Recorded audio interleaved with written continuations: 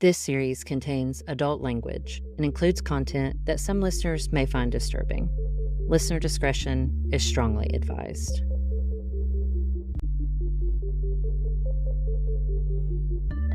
From Murder Creek Media, this is Skeptical. I'm your host, Neeli Faulkner. This is Season 1, Episode 1.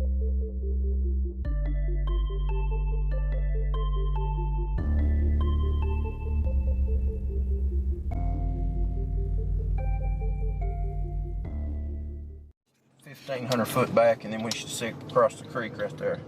Back from the dead end of the road. Yeah. It'll be a little over a quarter mile. We'll cross the creek, and then his property will be all that past it. That's his property corner right here. See that? So this is it? Yeah, see that? See that line? That's his property line. I'm driving down a dirt road in Rockford, Alabama, with my friend Josh back in March of 2018. I'm swerving all over the place to miss potholes and big rocks. But thankfully, Josh isn't prone to getting car sick like me. He's pointing out property markers on the hillside as we try to identify a certain property, which we eventually find towards the end of the road. There's a few wooden posts, a chain, and a steel gate marking the entrance, but we don't drive through just yet. I know you don't want to go down there, but I really want to go to the door. I guess you could pull down there, but I wouldn't go knock on the door. Why? I'm pulling in their driveway. And these are backward folks now. Before Josh and I ended up on this little dirt road, we had stopped by the office of David Law, a rather fitting last name for someone who would eventually become a judge. But back then, he was just an attorney working out of a home-turn office in the middle of the tiny town of Rockford. We wanted to talk to David because he had previously represented a guy named Daniel Blan on an appeal, or more specifically as it's known in Alabama, a Rule 32 motion for post-conviction relief. Daniel had been convicted of the murder of his adoptive father, Mike Bernos, back in 1996, 2 years after Mike's death. Like most small towns, everybody knows everybody in Rockford. When Josh and I had stopped by David's office that day in March to get some information about Daniel's case, another resident of Rockford came into David's office and through a little walk down memory lane, pointed us in the general direction of Mike's house, leading us down that dirt road, scouring for property line markers. I don't really know what Josh and I were looking to do the day we found Mike's house, except maybe get a feel for the area. We had just started to dip our toes in the story of Mike's murder, and I had no idea then how much this case would change my life. The way I viewed the law, the criminal justice system, and public safety in general would change drastically in the coming months. But I wasn't even thinking of that back then. I guess before I get into this, I should really start to set the scene and tell you how I ended up in Rockford and why I was looking at the circumstances surrounding Mike's murder to begin with. Chances are you're just like me, an avid podcast listener who has spent a little too much time watching reruns of Forensic Files and Dateline. You probably love Sarah Koenig, and maybe you listened to the first season of Serial with your ear glued to the speaker. And admittedly, that was me. You see, I'm just a 30-something-year-old woman from a much bigger town than Rockford, and I have a slightly unhealthy interest in true crime. Several years ago, I saw a Kevin Spacey movie called The Life of David Gale and became fascinated by the subject of wrongful conviction. My fascination with true crime and wrongful conviction, combined with my love for all things digital, birthed this podcast, appropriately entitled Skeptical, with the purpose of re-examining cases of wrongful conviction to determine whether the claims hold water. And I guess that's the best way to explain why Josh and I were at Mike's house in March of 2018. 24 years after Mike's death, Josh and I had begun looking back at the events surrounding July 27, 1994, when Mike was killed, and re-examining the case after Daniel claimed he was wrongfully convicted. We wanted to see the crime scene ourselves, talk to the same witnesses that investigators had back in the late 90s, contact the attorneys, investigators, friends, family, and any other expert we could find. Our goal was to gather as much information as we could and take a bird's eye view of the entire case, then determine if Daniel's claim of innocence was true or not. Over the last 6 years, that's exactly what I've done. In this season of Skeptical, I'll bring you along with me as I review the evidence in Mike's murder and let you hear directly from the same people I did. At the end of the season, I want you to decide, did Daniel do it? Or has he suffered a horrible injustice for almost 3 decades? Coming up this season on Skeptical. Mike had a sickness, let's just say that. Mike had a sickness, right? He would take advantage of younger boys. There's no way he could have known what he knew unless he would have been there. I was convinced at the time, and still am, that this guy was not guilty of this crime. He also had a thing where before the school year was over, he was going to paddle every boy in class. Like, that he actually did that, or he said he was going to do it? No, he always did it. Only the boys. Yep. He wouldn't paddle girls. I know he didn't do it. Of course, I don't have the money or the resources to ever get him out. And when I went in there, I remember it being some men, and they asked me questions. But I'm telling you, I have no reason to lie. Because he knew where that body fell, he knew the gun, he knew where he picked the gun up from. He just knew everything. His lawyers knew about these 2 police officers and didn't call them as witnesses. Did you know that Timothy Marshall gave a statement to the GIP back in 2012, basically saying the exact same thing he told me? Are you kidding me? But this is crazy. I know we know what we know, and somebody needs to do something about the shit. I'm aggravated at this point. I'm not having one thing to say to you. Don't you ever call me again. When I decided to produce this podcast, I first had to find a case to cover. To no surprise, it wasn't hard to find an inmate who claimed they weren't guilty of the crime they were convicted of. While we may roll our eyes at this, I want to note just how common a wrongful conviction is in the United States. According to the Equal Justice Initiative, 3,175 exonerations have been recorded in the National Registry of Exonerations since 1989. Of those cases, more than half were a result of witnesses who lied or made false accusations. The EJI also notes that a record number of exonerations occurred in 2018 as a result of misconduct by government officials. Not to mention, there are also cases that were overturned due to, quote, junk science, or forensic techniques that were once considered reliable but now are not. That includes science like bite mark comparisons or firearm analysis that you see on shows like CSI. Right before the series began, I spoke to Jeffrey Descovich, who was exonerated for the rape and murder of a classmate in 1990. Jeffrey was only 16 years old when he was incarcerated, and he spent another 16 years behind bars before the Innocence Project was able to work to have his conviction overturned based on DNA testing from semen found in the victim. This DNA not only proved Jeffrey's innocence, but it also revealed who the actual killer was, who only 3 years after Jeffrey went to prison, murdered another woman. Perhaps the worst part about Jeffrey's story is that before his case went to trial, prosecutors knew the DNA found in the victim didn't match Jeffrey, but pursued the case anyway. When Jeffrey was released from prison in 2009, he fought for 5 years against the state of New York and was finally awarded a financial settlement in a civil suit. He used a portion of his earnings to establish the Jeffrey Descovich Foundation for Justice, an organization that works to free innocent people behind bars. Though the foundation is relatively young, at the time I spoke to him in 2018, they had already managed to exonerate 7 people in less than 6 years. Like I said, I know briefly about your case, but the people listening to the podcast may not. So if you could just kind of give me just a brief overview of your case.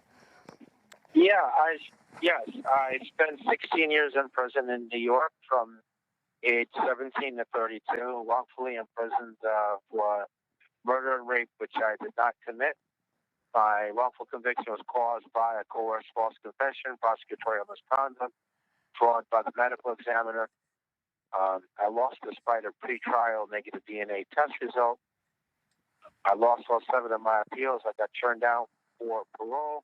Ultimately, I was exonerated by further DNA testing via the DNA data bank, which not only affirmed my innocence, but also identified the actual perpetrator, whose DNA was in the data bank because he left free while I was doing time for his crime. He killed the second victim 3.5 years later. Hmm. So you said that it was a coerced confession, and a lot of people listening will probably not understand the science of a coerced confession. And so I'm sure people ask you this all the time. Why did you confess? What were the factors to you that led you to because my age, I was 16, and then the length of the interrogation, which was 6.5 to 7 hours, combined with food deprivation and being browbeaten with the polygraph test results, combined with being in fear of my life. There was a threat. There was a false promise. I was told by the cop who was, they did the good cop, bad cop technique. So the cop who was pretending to be my friend, he told me that the other officers were going to harm me, but that he had been holding them off, couldn't do so any longer. So look, you got to help yourself here. Just tell them what they want to hear, and they'll stop what they're doing and go home afterwards. That you're not going to be arrested. So being young, naive, and frightened, that's why I falsely confessed. Mm-hmm. And by the way, the stat on that is in terms of first of all, particularly vulnerable populations although adults have been known to give coerced false confessions, particularly vulnerable populations to coerced false confessions are youth and people with mental issues. So certainly I was youth. And then also the percentage of wrongful convictions caused by coerced false confession, at least in the DNA cases, it's 25%. That's high. I mean, it is. That's 1 out of 4 people. So if somebody said, "Oh, well, you've only got," a doctor said, "I'm going to do this, but you've got a 25% chance of dying," you're going to be worried about that. Jeffrey also talked to me about some of the ways wrongful conviction affected his life after exoneration. So how about after you were exonerated? How was life after prison? How hard was it for you once you were released to get back into society? Extremely. So there were psychological after effects. It's common to have PTSD, panic attacks, anxiety, feeling of processing things at a slower speed, a feeling of being the same age one was before you went into prison. So there's a psychological aspect to it, and there's a social aspect to it. I mean, not many people question my innocence because the actual perpetrator was caught and arrested, but much more on the level of you were there for 16 years, how much of that actually rubbed off on you. And so there was that, the stigmatic aspect to it. I had to learn to live on my own. I never lived on my own before either. I never paid bills or balanced a checkbook. Technology was far different than what it had been. Trying to put together a personal life, a social life, proved and still is really a difficult thing. Right, because you're used to one way of living, and you get out and you realize that's not how people out here live, and then you have to adjust to that just as you would have. Yeah, there's a culture that's moved on, and technology has, but aside from that, I lost touch with all of my old friends. So none of them are the same people anymore. They all moved away. They're all different people. They don't have the same interests. I'm different now. In a lot of ways, I'm older. I'm wiser, and I'm older through more than my years. You have to grow up fast in there to survive. But then in other ways, on my personal life, I'm a lot younger than my age, too. And that's something that is so hard to repair. No amount of money can take away life lessons and skills that you would have learned in the amount of time that you were in prison. Am I right? When speaking about his struggles in prison, he noted the difficulties of finding help from behind bars. While you were in prison, how difficult was it for you to get help? It was almost impossible. It was very hard in a number of ways.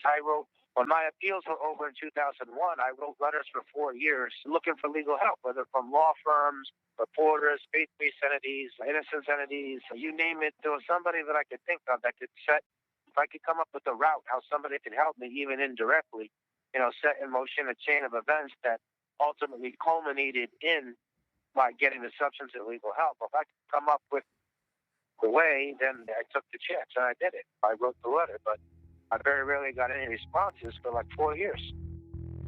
If you're still not convinced that wrongful conviction is pretty common, it's probably because you unknowingly assume that most, if not all, criminal cases have some sort of forensic evidence against the defendant. Otherwise, how could law enforcement get a warrant? As it turns out, forensic evidence in criminal cases is not always available, especially back in the 90s. Even with this knowledge, I was still a bit apprehensive when looking at claims of innocence, but Daniel's case stood out to me. I found his story in an online petition, and it had all the makings of a true crime drama. There was sex, drugs, murder, a corrupt justice system, and a presumably innocent man sitting behind bars, almost like a John Grisham book had come to life. As I read through the petition, I noticed a link to a blog created by Daniel's wife, Christina, where she posted copies of witness statements, partial trial transcripts, and a ton of other documents, including notes she had made about the wrongdoings of prosecutors and law enforcement agents. This included the claim that law enforcement fabricated evidence against Daniel.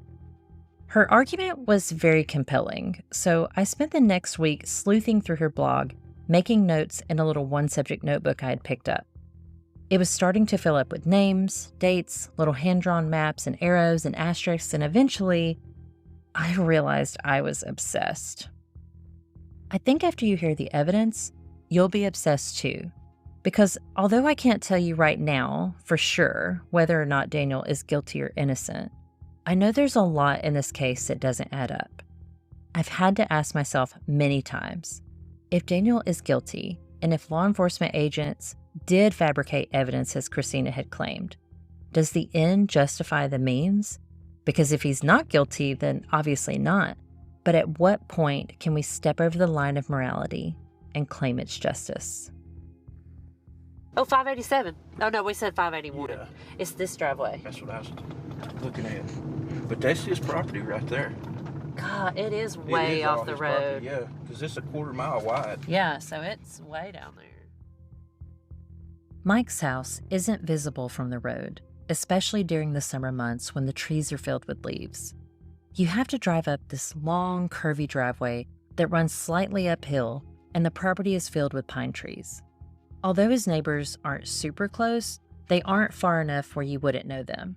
Even still, it's a very rural area. Back in July of 1994, Mike's mother, Juanita, drove up this same driveway that Josh and I had pulled into. Mike and Juanita had plans to travel to Jacksonville, Florida that day, so she had expected to hear from him the day before, which was a Wednesday. Mike would always call Juanita on Wednesdays, so when she didn't hear from him then and couldn't get in touch with him the following day, she got a little worried and drove to Rockford to check on him. When pulling up to the house, she noticed Mike's vehicles, a truck and a red Corvette, were parked under the carport. A new lawnmower was in the back of the truck, and only half of the grass had been cut. When she got there, she knocked on the front door, and there wasn't any answer. So she went around to the back, and she saw Mike in his recliner, and she thought he was just taking a nap and didn't hear her. But then he has a German Shepherd, white German Shepherd named Blitz. And that dog howled a howl that was like pain. So she went on in, and she said when she first looked at him, she didn't even see all the blood or the gunshot. She thought that he had been cut in the grass and had a heat stroke. So she called 911, and the woman came on, and she told her, she tried to shake him to wake him up. And it wasn't until the woman told her to go stand outside until the police got there. So she went back outside, and then the police got there, and that's when they went in and found that he'd been shot, and there was blood there, and blood all in the chair, of course. And it was just incredible that how she was, and I feel that it was God that protected her from seeing all of that at one time, because that would have just been too much for a mother. Mike's mother had found him in his living room, laid back in the recliner, with bullet wounds to his face and head. Dark bloodstains surround his head on the recliner, and a bit of splatter appears on the wall behind him. Not as much as what you would think, though. It looked like he was shot multiple times, at least 10 to 15 times. But I guess I expected to see more blood than what I did when reviewing the crime scene video. There's a small white ashtray lying on his lap, which appeared undisturbed, almost like he might have been sleeping when he was shot. On the floor beside him is an open newspaper, another ashtray, and a few bottles that looked to me to be rubbing alcohol. When y'all discovered that Mike had died, did you initially believe that it was Danny?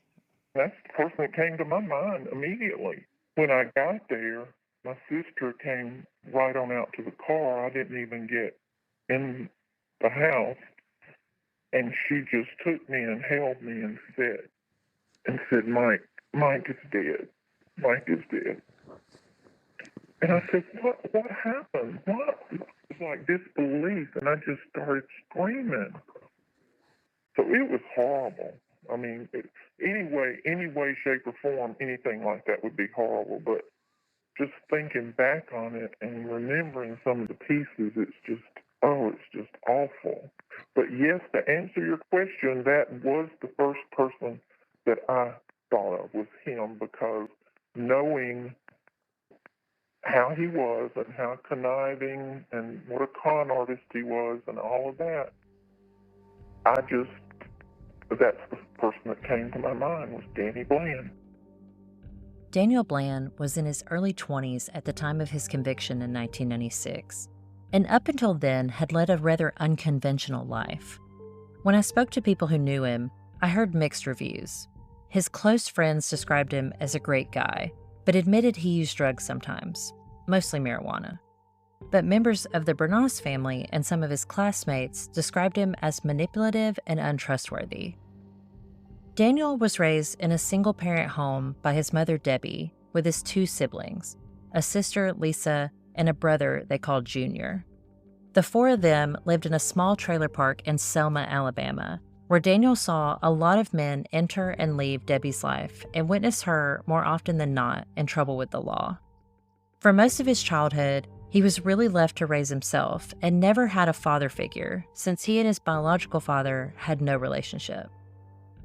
During the mid-1980s, Mike Bernos also lived in the same trailer park in Selma. A few times a week after school, Mike would play basketball with a few of the neighborhood kids, including Daniel. Mike became sort of a father figure to Daniel, and they began spending a lot of time together. Mike quickly realized the type of environment Daniel came from, and eventually approached Debbie about taking guardianship of Daniel in hopes of providing him with a better life. After a few months of asking, Debbie finally agreed. Mike took custody of Daniel in 1986, and Daniel began living in Rockford, where Mike had moved. See, what was happening, too, is that Danny had got into drugs, and Mike had Danny, I think it was from the time Danny was about 12 years old, because he met the family in Selma when Mike was teaching in Selma. And Danny, they played basketball together in the afternoons and stuff, and he felt badly for Danny, and his mother, just to put it like it is, was just trash. Each one of the children was by a different father, and I don't think Danny had ever even known his father. I don't know if they were married or what, I don't know. But he had had some abuse before Mike was appointed as his legal guardian. I think like burns, maybe cigarette burns, and he'd had one of his fingers maybe cut off or something. But when Mike first started spending time with him, Danny stuttered, and the boy had really just been left to be raised on his own. And he did cry with Danny very, very much. And after a period of time, he quit the stuttering. So you could tell it seemed like he was more in a good environment, that he wasn't scared and things like that.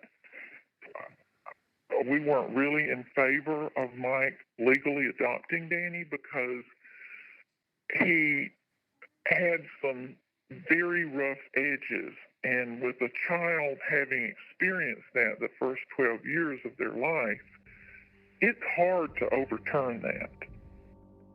By the time of Mike's murder, Daniel wasn't living in Rockford anymore. He had moved to Birmingham and would often stay with Debbie, although he also did a bit of couch surfing when staying with friends, which was quite often. He worked at a place called Consolidated Pipe, processing customer orders, and appeared to be doing well for himself. In many conversations with Daniel, he explained to me that he and Mike had lost touch over the years, so he didn't really visit Rockford much after he moved out. Naturally, Daniel would have been a potential suspect due to his relationship with Mike, but it isn't clear if investigators ruled him out early on because the case quickly went cold. Daniel claims he didn't even learn about Mike's death until a full week after he died, when his sister called him after she saw a story about it on the 10 o'clock news. This would have been August 3rd, 1994. The next day, August 4th, Daniel and his mom drove to the Chilton County Police Station, the neighboring county to Rockford, to speak to investigators about Mike, seeking information about his death and see if they could help in any way. The Alabama Bureau of Investigation had been brought in to assist with the case, and when Daniel and his mom arrived at the station, they were separated into 2 different rooms and interviewed by ABI agents. In his initial statement to investigators, Daniel, who was 24 at the time, said that he had not seen Mike since June when he returned from Florida with a friend, Jamie Whitlock. He said he and Jamie stopped by Mike's house on the way back from Florida. He claimed Jamie left, but he stayed and spent the night, then returned home to Birmingham the following day and went on with his life as usual. He had not spoken to Mike since. Daniel had an alibi too, and one that seemed pretty cut and dry. It was a time card that showed on the day of the murder, Daniel was at work at Consolidated Pipe in Birmingham. There was no way Daniel could have been the murderer because he could not have made it to Mike's house in time. He also had 2 witnesses who testified that he had been with them after work, leaving no time for Daniel to have committed the murder. During the next few months, leads on the Michael Bernos case were scarce, and the Bernos family decided to hire a private investigator by the name of Bobby Casper. The Alabama Bureau of Investigation, the ABI, they pretty much made a mess of the whole crime scene, and they weren't really making any progress because they were just spinning their wheels. So that's when we decided to hire a private investigator. And of course, she came, she accepted the case. I think she had previously had some FBI experience or something. But anyway, she accepted the case and she went kind of like, I guess you'd say, undercover. So in her first few days in Clanton, she pretty much had the pieces all put together that the ABI had kind of dropped the ball. So Danny, they became, I guess you'd say, friends, because Danny never really had that mothering kind of thing. So he latched on to Bobby almost like she was his mother. Bobby's investigation cracked the case wide open, and Daniel was eventually arrested, but not for murder. He had actually been arrested on a charge of altering a firearm, a charge that would eventually be dropped, but while he was in jail awaiting trial for this charge, evidence had been gathered against him for Mike's murder. Most of the evidence against him was witness testimony from a few people who had been in jail at the same time as Daniel, claiming they had overheard or had conversations with Daniel in which he alluded to murdering, quote, the coach, as Mike was often called. I want you to remember Bobby Casper because she becomes an important character in our story, and you'll hear more about her in upcoming episodes. But for now, the key takeaway about Bobby is that most, if not all, of the witnesses that testified against Daniel were found by Bobby. Daniel was brought to trial in June of 1996 in Coosa County under Judge John Rochester. The state claimed that Daniel had shot Mike to pay off a drug dealer a sum of $2,500, so he snuck up on Mike in his home and shot him, then took Mike's wallet from his pocket and fled. Mike's wallet and the contents of it was found later on that night by one of Mike's former students, Adrian Kleckler, which helped to establish the timeline of Mike's death. This theory was corroborated when Bobby Casper testified about conversations she had with Daniel in jail in which he described the layout of Mike's house and how the murder might have occurred. Kind of like when O.J. Simpson wrote a book called If I Did It. And so he was in jail in Clanton. She went to visit him. Of course, he was thinking it's his mother coming to see him. So when she was talking to him about the murder, of course, he would say he didn't do it, but he said, if I was going to do it, this is how I would do it. And he drew a picture of inside of Mike's house because Danny had been there several times. He said, then I would come from this room back here down the hall, and then the hallway comes into the living room because it was all open, living room, dining room, kitchen. You know, when you first go in the house, you're in the living room. Right. As you're coming down the hall, there's one bedroom, and you go down a little further, and there's the second bedroom on the left. And I think Bobby had the drawing. Because how would anybody, I mean, people that are guilty of things like this, from what I understand, in their mind, they like to relive the crime. And so he drew it out, showing exactly how he would have done it. And that altered firearm he was arrested for?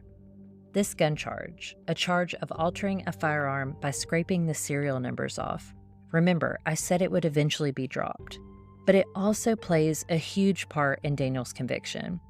That's because, during grand jury testimony, prosecutor Greg Biggs frequently refers to this gun as the murder weapon, although there's little to no evidence to support that claim.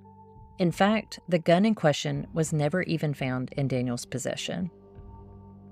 Now let's rewind for a minute. I want to take you back to the year 1994. Michael Jordan is by far the most popular athlete. Kevin Durant and LeBron James are only 6 and 10 years old, respectively. Teens everywhere are humming the tune to Cotton Eye Joe, although they probably won't comprehend the meaning of the lyrics until a decade later. Everyone you know owns a pager, not a cell phone. In fact, cell phone usage won't skyrocket until around the year 2000, and even then costs were high. In essence, technology was on the rise, but we still had light years to go before Facebook and Instagram rose to fame. I want you to think about the time because it's important to understand that crimes committed in 1994 were solved a lot differently than they are today. Even the way investigators collected evidence has changed a lot since then, and it wasn't uncommon to get a conviction based mostly on circumstantial evidence, especially evidence like witness testimony. If you've ever heard the term old-fashioned police work, this is what we're talking about. I had an opportunity to speak to one of the jurors to ask how he felt about hearing a case with only circumstantial evidence. This juror asked not to be named, so I'll refer to him as Mr. A.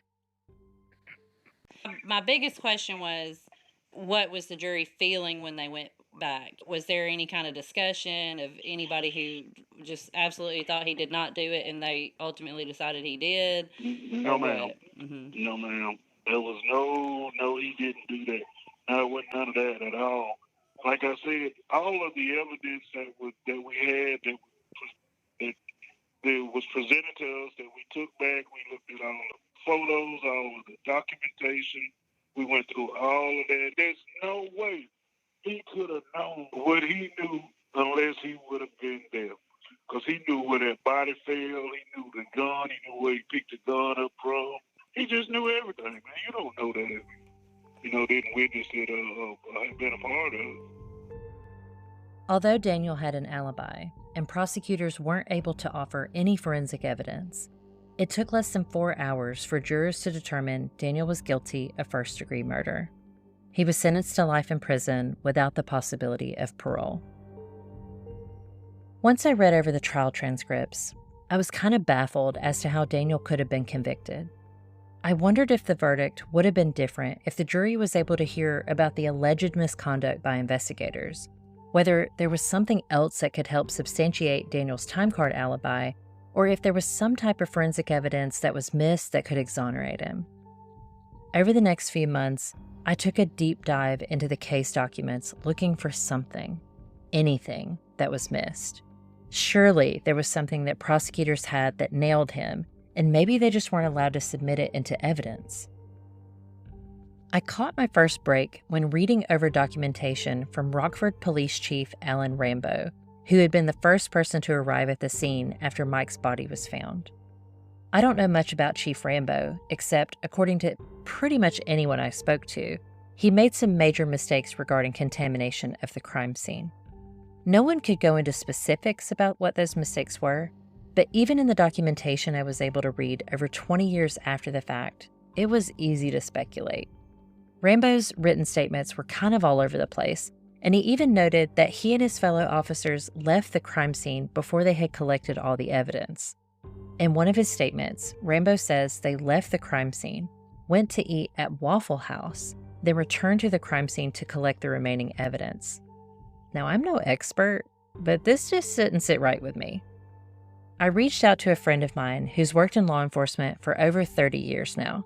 His name is Alan George, and he's well-versed in crime scene investigation. Is it standard that somebody would go and start to process a scene and then leave in the middle of it and go eat and then come back and finish collecting? In our area, no, it's not. That's not normal. Could I see that happening in some rural county or something on those lines where it doesn't encounter something like that often? I mean, I could potentially see that. It's not standard practice. Reason being, even with leaving you have what's called short-lived evidence. So even leaving somebody there, supposedly a security, the adage is you only get one shot at that. Once you walk out and leave, then, which I guess legally, as far as the court viewpoint, leaving somebody there as scene security would somewhat eliminate that. But our process has always been, it's no matter if it takes you all night to process it, which sometimes on homicides it does, then that's how long you're there. I'll give you an example. When Freckman got shot, that was a big crime scene because we had the original homicide and then the assault on the officers, and then them officers having to shoot and kill that guy. Well, somebody ends up buying a bunch of Arby's sandwiches and bringing them up there to all the guys because they couldn't leave because there was evidence everywhere. So maybe that's just what I'm used to. If I was over a department, that's not something that would ever happen. That scene doesn't get, and I guess technically it wasn't released since they left the deputy there for scene security, but that has always been our policy. You don't release that scene until you're absolutely certain that you're done, because you can't go back once you release it. But again, I guess that was their way of quasi not releasing it by leaving somebody there for scene security. But after my conversation with Alan, I knew it was certainly possible that some mistakes had been made. If there was a possibility that the crime scene had been contaminated, why didn't Daniel's attorneys bring this up at trial? And what other problems could there have been that Daniel's attorneys might not have been aware of at the time? What I would eventually discover was a slew of information that had me asking questions, not only about Daniel's innocence, but about the justice system as a whole. I started to wonder if maybe Christina's statements about misconduct of law enforcement agents was true. And if it was, where did that leave us now? I just couldn't leave the story where it was. I had to know more. I felt that Daniel's story wasn't over and the puzzle just wasn't complete. I imagined each piece of evidence like a tile piece to a puzzle, scattered along the table, waiting to be picked up and examined. Tiny holes kept our puzzle from being complete. And it would be over 2 decades after the bars closed behind Daniel before we would find some of those missing pieces and place them where they belong. But what we didn't know was whether this finished puzzle would look the same as the one completed by the prosecution, or if ours perhaps would look a bit different. Next week on Skeptical. In the middle of that, out of the blue, he's like, oh, but Mike's not getting either of mine. Why would he say that? So what's the evidence that you have that would help? That same evidence, the Rosa Davis withheld evidence about the child molestation that she told Sarah. I was wondering how you knew that. So Sarah told you that Rosa knew. Yeah. His lawyers knew about these two police officers and didn't call them as witnesses. These lawyers didn't do much to help the young man. I was convinced at the time, and still am, that this guy was not guilty of this crime.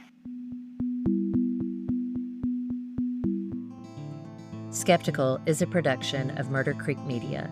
It's created, written, and narrated by me. Our associate producers are Emily Christie, Tony Forbes, Camry Council, Lauren Powell, and Chantrice Martin. Special thanks to Bailey Dollar and Clarissa Rambo.